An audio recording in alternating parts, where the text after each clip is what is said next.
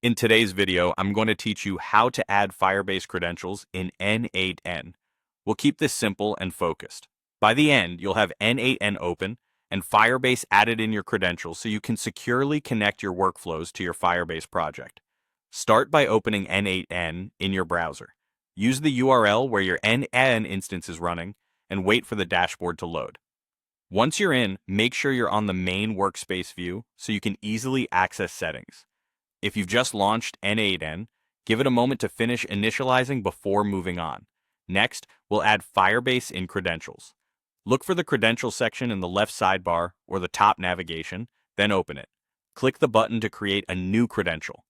In the list of available credential types, search for Firebase or the specific Firebase-related type you need, such as Firestore or the Google Service Account option used by Firebase. Choose the one that matches the node you plan to use. This ensures n8n knows how to authenticate correctly with your Firebase project.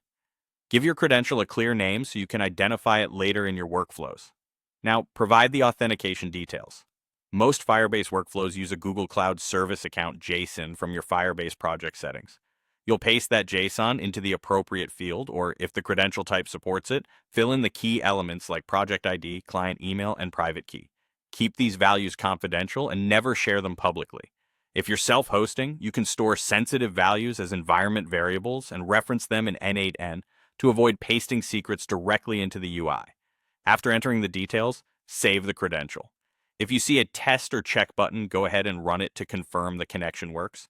If the test passes, you're ready to use it. If it doesn't, double-check that the service account has the right permissions in your Firebase project and that you copied the JSON correctly, including line breaks and the private key if required.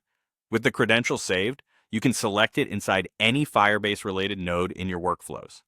This keeps authentication consistent and secure across all automations.